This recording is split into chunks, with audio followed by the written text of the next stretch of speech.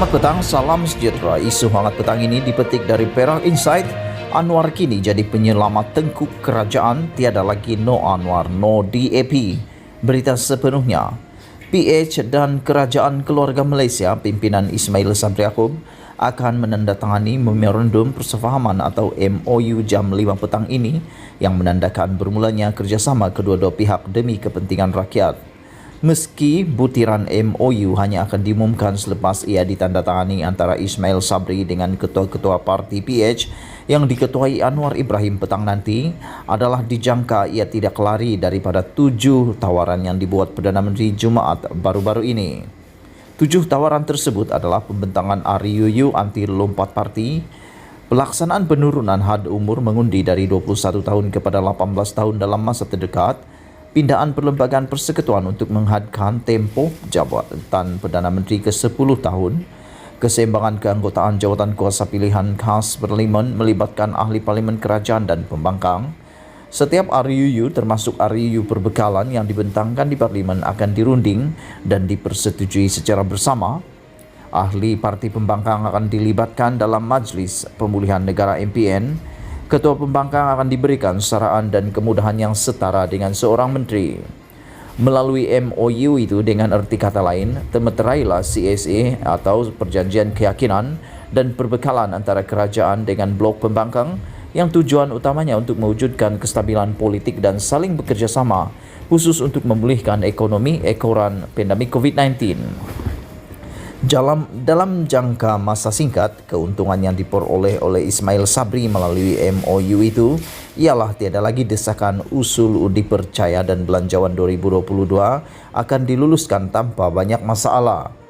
Jika tidak apa-apa halangan atau Ismail Sabri kekal sehat tanpa memerlukan sebarang rawatan rutin, setidak-tidaknya akan kekallah beliau sebagai Perdana Menteri sehingga Parlimen dibubarkan untuk diadakan PRU 15.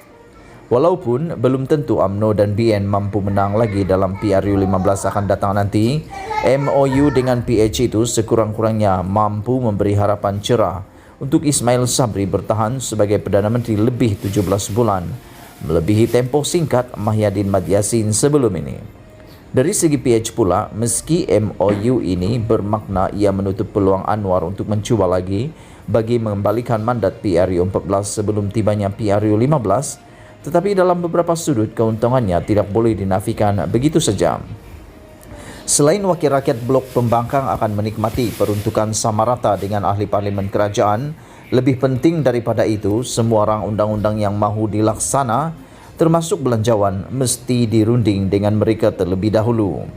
Dengan itu, PH akan berperanan besar dalam menentukan hala tuju dan pembangunan negara, tanpa perlu berada dalam kerajaan sama sekali. Melalui peruntukan yang sama rata, pengundi di kawasan pembangkang tidak lagi rasa dipinggirkan oleh kerajaan yang memerintah. Terlebih penting lagi, MOU ini juga memperlihatkan betapa besarnya peranan PH dalam memberi kestabilan dan menentukan jangka hayat kerajaan sekarang yang Perdana Menterinya adalah daripada UMNO. Kalau sebelum ini UMNO berteriak dan bertempik no Anwar, no DAP, terbukti kini Anwar dan DAP lah yang dicari untuk menyelamatkan kerajaan dan tengkuk jawatan berserta gaji lumayan yang mereka diterima setiap bulan.